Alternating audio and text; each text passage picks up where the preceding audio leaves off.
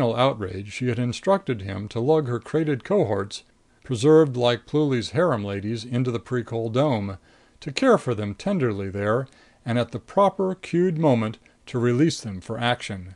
All under the illusion that they were priceless biological specimens.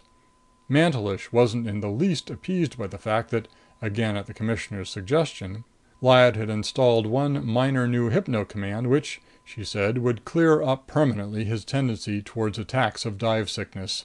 But he just ran down finally and sat there, glowering at the Ermetyne now and then. "Well," the Commissioner remarked, "this might be as good a time as any to ask a few questions. Got your little quizzer with you, Quillan?" Quillan nodded. Lyad looked at both of them in turn and then briefly and for the first time glanced in Trigger's direction. It wasn't exactly an appealing glance. It might have been a questioning one. And Trigger discovered suddenly that she felt just a little sympathy for Lyad. Lyad had lost out on a very big gamble. And, each in his own way, there were three very formidable males among whom she was sitting.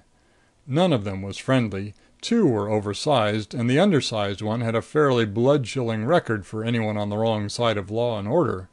Trigger decided to forget about beady stares for the moment. "Cheer up, Lyad," she said. "Nobody's going to hurt you. Just give them the answers." She got another glance. Not a grateful one exactly. Not an ungrateful one either. Temporary support had been acknowledged. "Commissioner Tate has informed me," the Ermetyne said, "that this group does not recognize the principle of diplomatic immunity in my case. Under the circumstances, I must accept that. And so I shall answer any questions I can." She looked at the pocket quizzer Quillan was checking over unhurriedly. "But such verification instruments are of no use in questioning me." "Why not?" Quillan asked idly. "I've been conditioned against them, of course," Lyad said. "I'm an Ermetyne of Tranest. By the time I was 12 years old, that toy of yours couldn't have registered a reaction from me that I didn't want it to show." Quillan slipped the toy back in his pocket. "True enough, First Lady," he said. "And that's one small strike in your favor. We thought you might try to gimmick the gadget. Now we'll just pitch you some questions. Our recorder's on. Don't stall on the answers." And he and the Commissioner started flipping out questions. The Ermetyne flipped back the answers. So far as Trigger could tell, there wasn't any stalling. Or any time for it.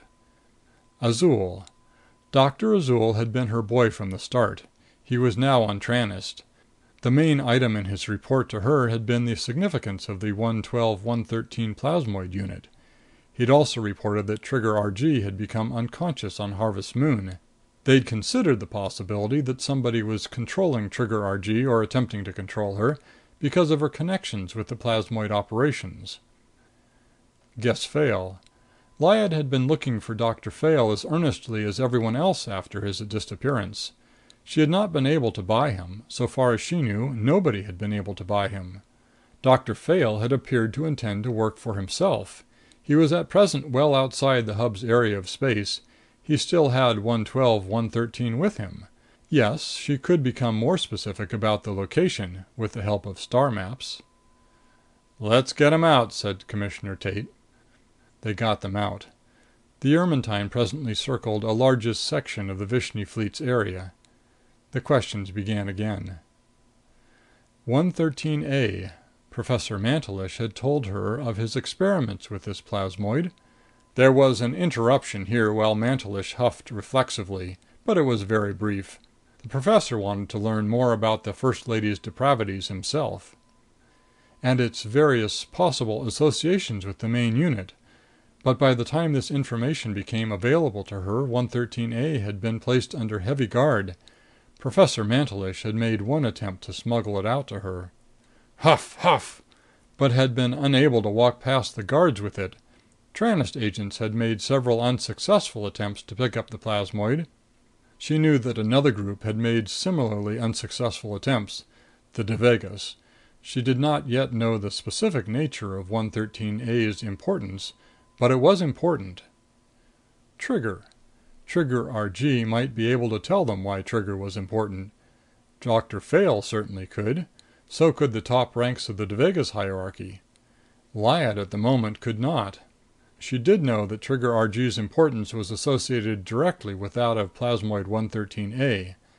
This information had been obtained from a Devagas operator, now dead, not Balmordan. The operator had been in charge of the attempted pickup on Evalee. The much more elaborate affair at the Colonial School had been a Travis job.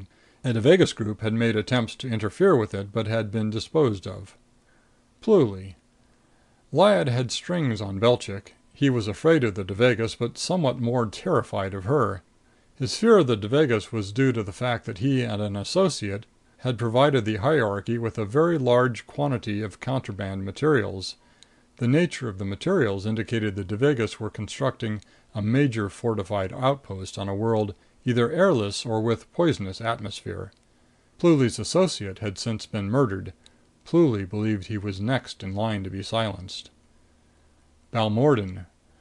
Balmordan had been a rather high-ranking Devagas intelligence agent. Lyad had heard of him only recently.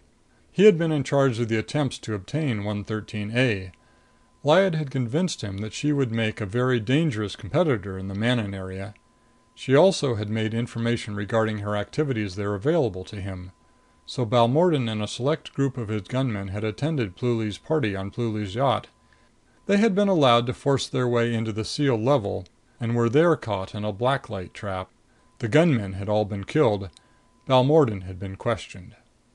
The questioning revealed that the Devagas had found Dr. Fayle and the 112-113 unit almost immediately after Fayle's disappearance. They had succeeded and created some working plasmoids. To go into satisfactory operation, they still needed 113A. Balmordan had not known why. But they no longer needed Trigger Argee.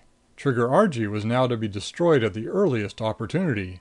Again, Balmordan had not known why. Fayle and his unit were in the fortress dome the Devagas had been building. It was in the area Lyad had indicated. It was supposed to be very thoroughly concealed. Balmordan might or might not have known its exact coordinates. His investigators had made the inevitable slip finally and triggered a violent mind block reaction. Balmordan had died. Dead-braining him had produced no further relevant information.